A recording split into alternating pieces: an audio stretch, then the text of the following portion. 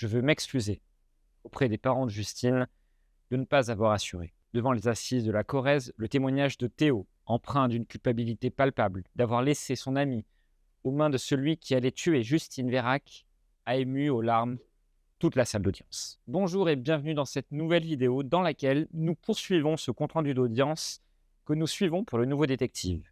Nous sommes donc au 4e jour du procès de Lucas Larrivé, qui est jugé pour le viol et le meurtre de Justine Vérac.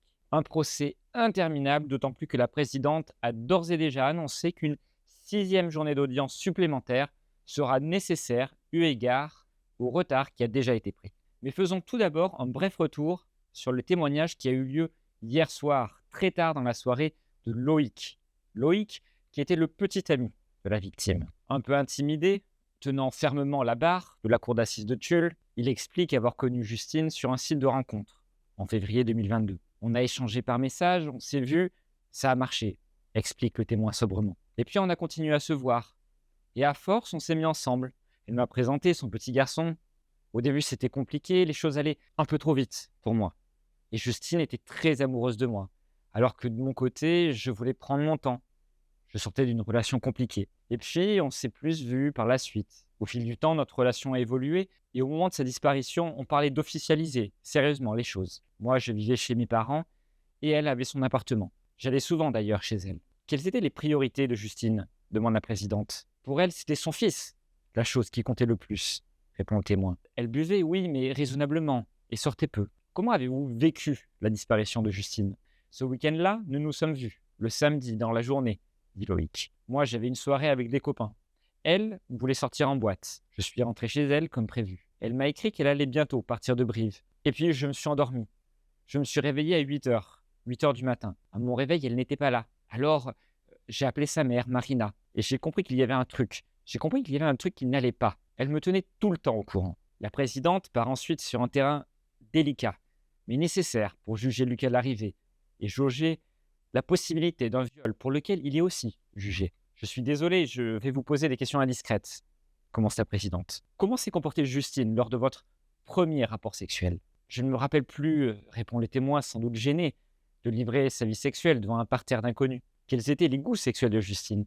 Est-ce que c'était une jeune femme qui aimait la tendresse ou bien une jeune femme qui était plutôt dans un registre, disons, punchy ? Il n'y avait rien de spécial, dit le témoin qui cherche ses mots. C'était plutôt la tendresse et la douceur. Elle, ce n'était pas des choses vives, tente d'expliquer le témoin pudiquement. Il évoque ensuite le souvenir de celle qu'il aimait. Et en parlant, le témoin ne peut s'empêcher de sourire. Un détail qui est relevé d'ailleurs par l'avocate générale, Emilia Brandt. Merci monsieur.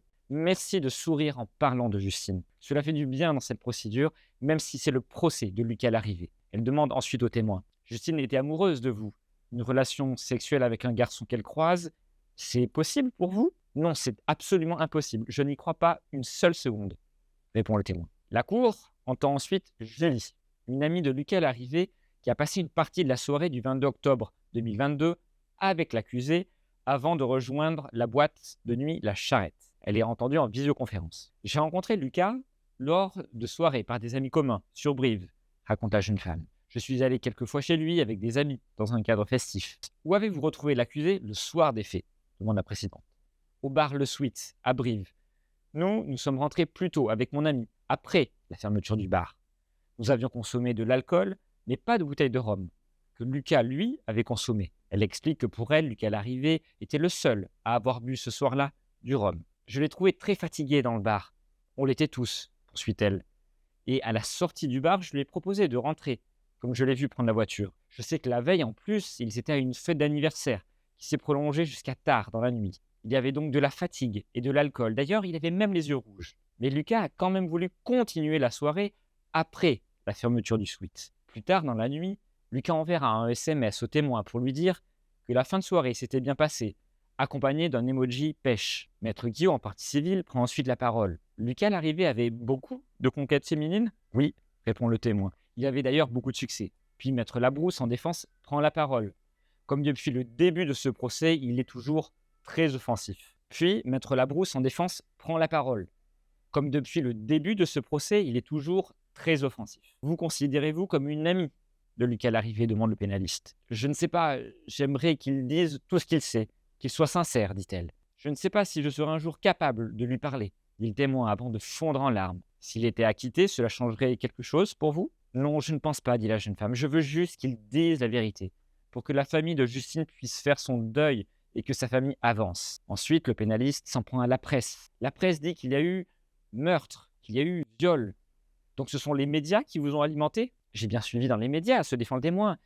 Mais j'ai aussi eu des informations par les enquêteurs lorsque j'ai été auditionné. Les photos sont diffusées dans la salle d'audience. La première est une photo de Lucas, prise le soir des faits, le visage rouge, visiblement fatigué. Puis, c'est une photo de bouteille de rhum de la marque Captain Morgan, retrouvée au domicile de l'accusé dans son coffre, qui est dévoilé à l'audience. La bouteille est pleine, mais Maître Labrousse conteste. Pourquoi? On ne sait pas trop. Pour quel intérêt? Personne ne saisit vraiment non plus. En tout cas, la salle est consternée. L'avocate générale s'agace du retard déjà pris et qui s'accumule encore et encore et encore. Nous sommes au 4e jour du procès et les victimes n'ont toujours pas pu parler, peste la magistrate. C'est quand même à se demander si Maître Labrousse ne fait pas le choix sciemment de faire traîner les débats en longueur. La stratégie peut-elle s'avérer payante? On ne voit pas trop comment. Bien au contraire, il risque même de produire l'effet inverse et d'agacer magistrats et jurés. C'est ensuite au tour de Manon de se présenter à la barre.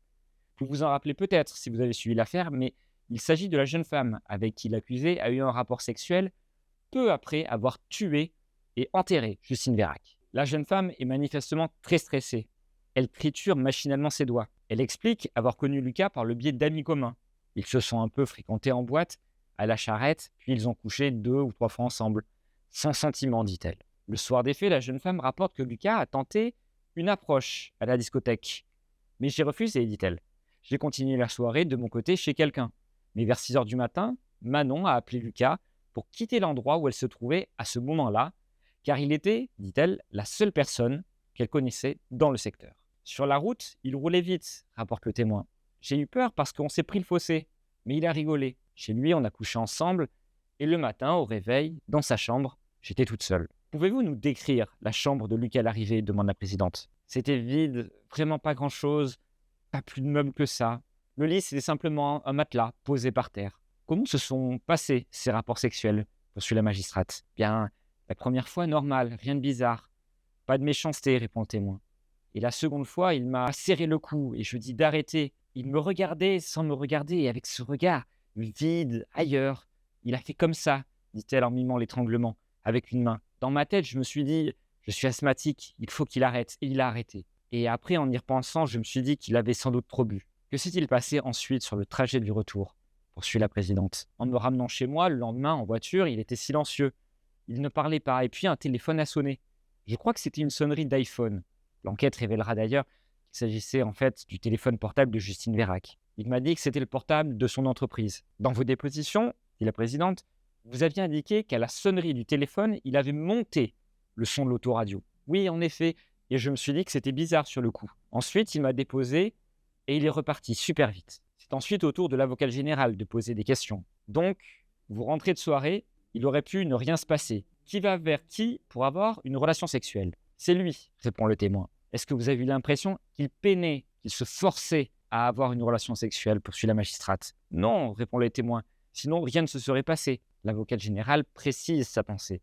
Je pose cette question car en audition, il avait indiqué qu'il s'était forcé à cette relation sexuelle dont il n'avait absolument pas envie. L'avocat de la partie civile, maître Guillot, interroge à son tour le témoin. Vous avez compris, madame, que moins de 2 heures avant vous, c'était Justine qui était à votre place. Manon fond en larmes. J'ai mis du temps à comprendre. Pour moi, il y a une faille quelque part, c'était pas possible. Et puis elle ajoute, après un long silence, il n'y a pas de mots. Maître Labrousse, en défense, fera ce qu'il fait depuis le début de ce procès, à savoir poser des questions auxquelles nous avons déjà les réponses. Il faut savoir que chaque jour, le procès se termine minimum à 22 heures, alors que certains témoins ont bien 30 minutes pour se rendre sur place. Maître Labrousse se lance ensuite dans une démonstration acrobatique autour des traces sur le cou du témoin. Et il finit par se perdre dans ses notes. Et puis il choque aussi parfois par ses questions. Quelle réaction avez-vous eue au moment de l'épisode de l'étranglement? Demande finalement l'avocat de la défense. Eh bien, j'ai pleuré, parce que je me sentais sale pour ce qu'il a fait et le fait que je venais de me séparer de mon ex. On comprend en creux que sa précédente relation s'est terminée suite à des violences conjugales dont elle aurait été victime. Quel type de violence aviez-vous subi de la part de votre ancien compagnon? demande le pénaliste. Je suis obligé de répondre, demande la témoin, visiblement outrée par la question. Il vous a étranglé, poursuit maître Labrousse, comme s'il n'avait pas entendu la remarque du témoin. Non, je ne souhaite pas répondre, dit Manon mal à l'aise. Et c'est finalement une assesseure, excédée, qui résume l'avis général et qui lance à l'avocat de la défense: Maître, vous fatiguez les jurés. C'est ensuite au tour de Théo, un ami de Justine, de venir déposer. À l'exception de l'accusé, il est la dernière personne à l'avoir vue vivante. Il évoque la personnalité de sa copine décédée. Il parle d'une personne brillante, de la belle personne qu'était Justine. Et surtout de la maman qui avait des projets pour son fils. Elle parlait beaucoup de son petit, dit-il. Il avait une place importante dans sa vie. Sa voix est nouée. Il est obligé de s'interrompre quelques secondes. Que s'est-il passé le soir des faits, demande la présidente. Eh bien, on s'était vus avant au bar, et puis j'ai fait une réservation à la discothèque, étant donné que nous étions nombreux. Une fois sur place, comme nous étions un groupe, nous avons eu droit à une bouteille. Comment était Justine, demande la présidente. Car elle dansait, elle buvait comme tout le monde. Ça allait dans l'ensemble. Et puis à un moment donné, elle a commencé à paniquer, car elle pensait qu'on avait mis quelque chose dans son verre, répond Théo. Le témoin explique avoir goûté la coupe de champagne tendue par Justine. Pourtant, à ce moment-là, je vous l'assure, ça allait. Elle a ensuite demandé à sortir, car elle ne se sentait pas bien. Elle avait envie de vomir. Nous sommes sortis, on a marché environ 10 minutes ensemble, et puis nous sommes re-rentrés. Elle a eu ensuite envie de ressortir, car elle n'était toujours pas bien, et c'est là qu'elle a croisé Lucas à l'arrivée. Théo explique qu'il ne sait pas précisément ce que Justine et Lucas vont se dire, mais ils échangent, dit-il. J'ai vu un petit bisou sur la bouche. Alors je me suis dit qu'ils se connaissaient, et je ne me suis pas méfié. Lucas m'a tout de même demandé d'un ton méfiant: mais qui es-tu, toi? Je lui ai dit que j'étais juste un ami de Justine. Le témoin explique ensuite que Justine veut rejoindre sa voiture. Les trois jeunes s'y rendent, tous ensemble. Mais Justine n'est vraiment pas bien. Elle semble même paniquer, et surtout, elle dit être certaine d'avoir été droguée. Lucas la rassure, mais Justine vomit. Les deux jeunes hommes vont ensuite l'asseoir quelques minutes. Ensuite, Lucas me dit d'aller retrouver mes amis, affirme le témoin. Je ne le connaissais pas, alors nous avons échangé nos numéros. J'ai même vérifié que c'était le bon en appelant, et je l'ai laissé avec, dit Théo. Le témoin s'arrête, brusquement dans sa déposition. On sent toute la culpabilité qui étrangle sa voix. Il s'est installé dans la voiture, poursuit Théo. Il me disait qu'il était un peu fatigué, lui aussi. Quand Lucas, à l'arrivée, vous dit que vous pouvez retourner à l'intérieur, comment réagissez-vous? Demande la présidente. Je me suis dit que c'était sympa de prendre soin d'elle. On avait convenu qu'il m'appelle d'ici 1 heure, ou s'il bougeait quelque part. Mais je n'ai pas eu de nouvelles. J'ai vu la voiture de Justine, mais plus personne. Je suis parvenu à le joindre. Il me disait qu'il était avec une autre fille, que je le dérangeais. J'ai commencé à me poser des questions, et j'ai même commencé à paniquer. Ensuite, par message, il a eu des propos méchants, qu'il en avait rien à foutre de Justine, qu'elle était bourrée. Il a commencé aussi à m'inventer une histoire comme quoi elle était avec un certain Noé. Le lendemain, la maman de Justine m'a appelé vers 10 h du matin. Là encore, Théo est obligé de s'arrêter dans sa déposition, saisi par l'émotion. Et puis, d'une voix chancelante, les yeux gagnés par les larmes, il dit alors: je veux m'excuser auprès des parents de ne pas avoir assuré. La maman de Justine ne dit rien, elle secoue la tête comme pour lui dire: mais non, ce n'est pas de ta faute. La présidente de la cour d'assises, qui aura fait preuve tout au long de ces débats d'une grande bienveillance, utilise les mots justes que n'aurait sans doute pas mieux exprimé la maman de Justine. Ce soir-là, monsieur, vous avez fait plus que n'auraient fait beaucoup de jeunes de votre âge. Ni passer tous les appels que vous avez passés à 5h03, 5h13, 5h35, dit la magistrate. Quant à Lucas, dans le box des accusés, son regard ne rencontre jamais celui du témoin et reste vissé en direction du sol. Voilà, c'est tout pour aujourd'hui. Les parents de Justine Vérac n'ont toujours pas été interrogés. Ils le seront sans doute un peu plus tard dans la journée, mais je préfère garder ça pour demain. En attendant, n'hésitez pas à continuer de liker, commenter et donner votre avis sur X ou sur la chaîne YouTube du Nouveau Détective. Et encore merci à vous de nous suivre. Merci à Cristobal Lecref qui est sur place pour son live tweet. Je sais que je me répète, mais c'est un gros travail qui est fait pour vous restituer l'essentiel de ce qui est dit à l'audience. Merci et à bientôt.